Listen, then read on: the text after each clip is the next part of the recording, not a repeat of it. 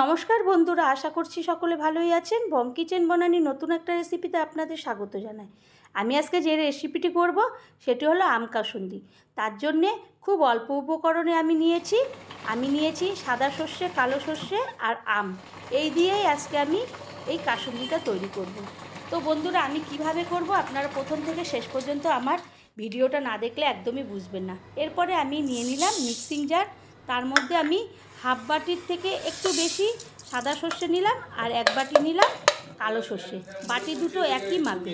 এরপর আমি শুকনো খোলায় প্রথমে এইটাকে ঘুরিয়ে নেব। আমি এখানে জল প্রথমে দেব না, জল দিলে মিহিটা হতে পারবে না।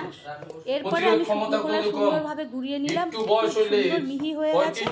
তখন ওর মধ্যে আমি প্রায় 8টার মতন দিয়ে দেব কাঁচা লঙ্কা, তারপরে দিয়ে দেব আদা, প্রায় 4-5 ইঞ্চি আদা দিয়ে দেবো, তখন তোমার এইখানে আইসায় তোমার আম কুচিয়ে রাখা। তো বন্ধুরা, আমার এখনও যদি আমার চ্যানেলটি আপনারা সাবস্ক্রাইব না করেন তো প্লিজ সাবস্ক্রাইব করবেন, লাইক শেয়ার কমেন্ট করবেন, পাশে থাকা বেল বাটনটি টিপবেন, তাহলে যে কোনো রেসিপি আপনাদের কাছে আগে পৌঁছাবে।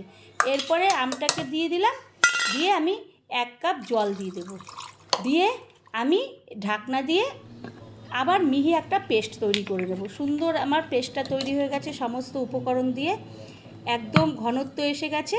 তখন আমি একটা গ্যাসের ওভেনে একটা কড়াই বসিয়ে দিলাম, গ্যাস জ্বালিয়ে ওটাকে আমি যখন জলটা টকবক করে ফুটবে 1 কাপ জল দেব। তার মধ্যে আমি দিয়ে দেব হলুদ, 3-4 চামচি হলদি দিয়ে দেব। হলুদ দিয়ে যখন টকবক করে ফুটবে তখন আমি হাফ বাটির মতো চিনি দিয়ে দেব। তারপরে হাফ বাটি দিয়ে দেব লবণ, দিয়ে আমি এবার ভালো করে খুন্তি দিয়ে সমস্ত উপকরণগুলোকে নাড়বো যাতে একসঙ্গে ওটা মিশে যায়। তখন আমি দিয়ে দিলাম যে আমি পেস্টটা তৈরি করেছিলাম, কাঁচা আম, কালো সর্ষে, সাদা সর্ষে, কাঁচা লঙ্কা, আদার সেই পেস্টটাকে আমি ঢেলে দিলাম কড়াইয়ের মধ্যে।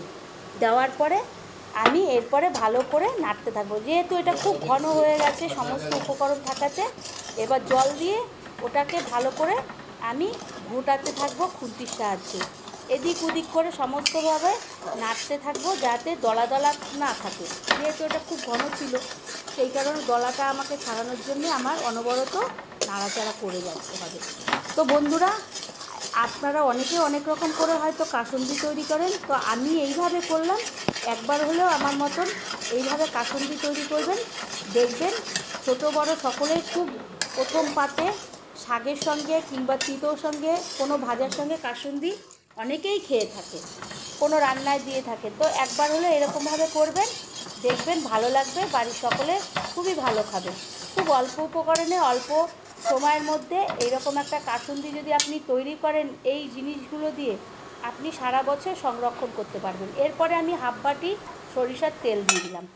যেহেতু তেল দিলে অনেকক্ষণ এই কাসুন্দি সর্ষে দিয়ে তৈরি করা হয়, আর তেল দিলাম, তেলটা এই হাফ সময় দিলাম, তাতে আরও সুন্দরভাবে মিক্সড হতে থাকবে।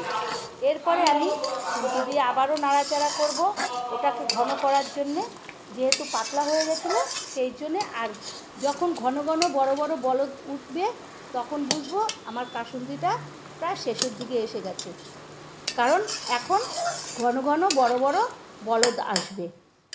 তারপরে আমি এইভাবে এখনও ভালো করে নাড়াচাড়া করতে থাকবো। যখন দেখব ঘনত্ব প্রায় এসে গেছে তখন আমি ওর মধ্যে দিয়ে দেব হাফ বাটি ভিনিগার। ভিনিগারটা দিলে আমি অনেক দিন যাবত, আমি যদি ফ্রিজেও না রাখি এমনিও রাখি, ওটা সুন্দর থাকবে, কোনো নষ্ট হবে না।